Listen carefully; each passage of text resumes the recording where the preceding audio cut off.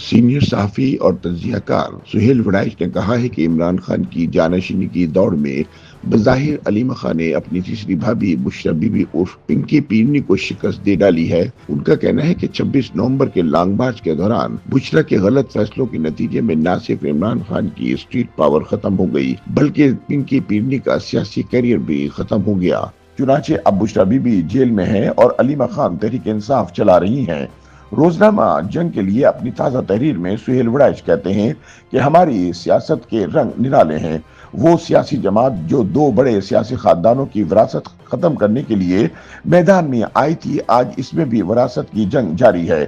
نیرنگی سیاست دیکھیے کہ عمران خان کا جانشین کوئی ورکر نہیں بلکہ ان کی اہلیہ یا ان کی باجی ہوں گی۔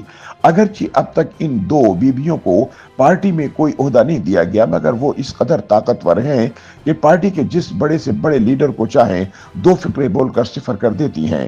یہ دونوں زبان دراز اور بد لحاظ بیویاں جسے چاہیں عزت دیتی ہیں اور جسے چاہیں ذلیل کر دیتی ہیں۔ ان کے مطابق حالات اور قرائن بتا رہے ہیں کہ خان کی جانشینی کی دوڑ میں علیمہ باجی اپنی تیسری بھابھی بشرا بی بی عرف پنکی پیرنی سے بہت آگے نکل چکی ہیں۔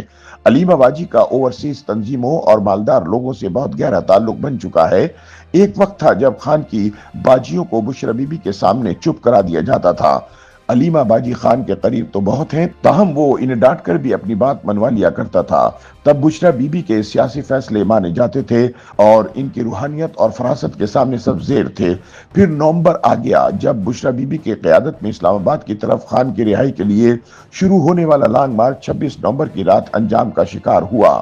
اس لانگ مارچ کی ناکامی کا ویلن اگرچہ گنڈا پور کو قرار دینے کی کوشش کی گئی، لیکن چونکہ یہ بشرا بی بی کا پاور شو تھا اور آخری لمحے میں مذاکرات سے انکار بھی انہوں نے کیا، لہٰذا یہ ناکامی بشرا کے گلے پڑ گئی اور انہیں لے ڈوبی۔ نومبر کا لانگ مارچ پاکستان کی سیاسی تاریخ میں اس لیے یاد رکھا جائے گا کہ اس کی ناکامی سے عمران خان کی اسٹریٹ پاور اور احتجاجی سیاست کا بھی خاتمہ ہو گیا اور اب ان کے ورکر سڑکوں پر آنے کے لیے تیار نہیں۔ آج کل بشرا بی بی اپنی تمام تر روحانی پیش گوئیوں اور سیاسی فراست سمیت جیل میں بند ہیں اور علیمہ خان دندناتی پھر رہی ہیں۔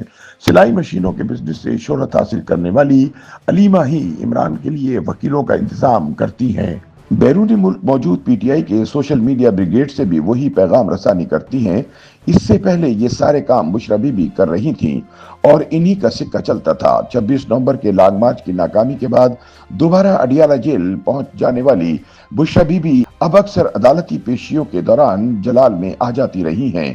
ایک روز تو وہ اتنا زیادہ غصے ہوئی کہ عمران خان کے منع کرنے کے باوجود جج کو کھری کھری سنا ڈالی۔ تاہم بقول سہیل وڑائچ اس وقت عمران خان جادوگرنی کہلانے والی اپنی تیسری اہلیہ کے اتنا زیادہ زیر اثر ہے کہ وہ نہ صرف لوگوں کے سامنے ان کے غصے کو برداشت کر لیتے ہیں بلکہ ان کی بد زبانی پر بھی کوئی رد عمل نہیں دیتے۔ دوسری طرف علیمہ سمیت ان کا اپنی بہنوں پر مکمل کنٹرول ہے۔ وہ لوگوں کے سامنے بھی علیمہ باجی کو ڈانٹ ڈپٹ کر اپنی بات منوا لیتے ہیں۔ بانی تحریک انصاف کو مسلسل ملنے والوں کا خیال ہے کہ پہلے بشرا بی بی چھائی ہوئی تھی مگر اب علیمہ باجی چھائی ہوئی ہیں، کیونکہ نومبر کے لانگ مارچ سے متعلقہ تمام غلط فیصلوں نے بشرا کا سیاسی کیریئر ختم کر دیا ہے۔ سہیل وڑائچ کے مطابق اڈیالہ جیل میں عمران اور ان کے اہلیہ کے خلاف کرپشن کیس کی کارروائی سننے والے ایک سیاسی قیدی نے بتایا کہ خان کا بشرا سے رویہ حد درجے احترام اور احتیاط کا ہوتا ہے۔ تاہم حیران کن امر یہ ہے کہ بشرا کا رویہ حکومت کے خلاف خان کی نسبت زیادہ جارحانہ ہوتا ہے، جبکہ وہ انہیں ٹھنڈا کرنے کی کوشش کر رہے ہوتے ہیں۔ یہ بھی کہا جاتا ہے کہ نومبر کے لانگ مارچ سے پہلے جب بشرا ابھی جیل میں تھی تو بانی اور پنکی دونوں کی متفقہ رائے تھی کہ لوگ باہر تحریک چلانے کے لیے تیار بیٹھے ہیں، لیکن پی ٹی آئی کی قیادت خوف کی وجہ سے اپنا کردار ادا نہیں کر رہی۔ اس دوران بشرا کو جیل سے رہا تو خان کو ریلیف دینے کے لیے کیا گیا تھا، لیکن موصوفہ نے الٹا پشاور میں ڈیرے ڈال کر اسلام آباد پر چڑھائی کا پروگرام بنا لیا۔ سینئر صحافی کا کہنا ہے کہ بشرا نے یہ منصوبہ بنایا تھا کہ اگر لانگ مارچ اسلام آباد پہنچ گیا تو پھر کسی صورت حکومت عمران کی رہائی نہیں روک پائے گی، کیونکہ لوگ اٹھ کھڑے ہوں گے اور ریاست بے بس ہو جائے گی۔ چنانچہ بشرا نے کلثوم نواز کی طرح سیاسی رول ادا کرنے کا فیصلہ کیا تاکہ اپنے شوہر کو جیل سے نکلوا سکیں۔ तहम 26 नवंबर की रात अपनी जूतियां और तकिए उठाकर फरार होने के फैसले ने उनका सियासी करियर शुरू होने से पहले ही खत्म कर दिया। बादशाह अली अमीन गंडापुर और सलमान अकरम राजा दोनों ही बुशरा बीबी के रवैये से शाकी रहे। सलमान अकरम राजा ने तो इनकी झाड़ खाने के बाद इस्तीफा भी दे दिया था, जो बानी ने खुद वापस करवाया।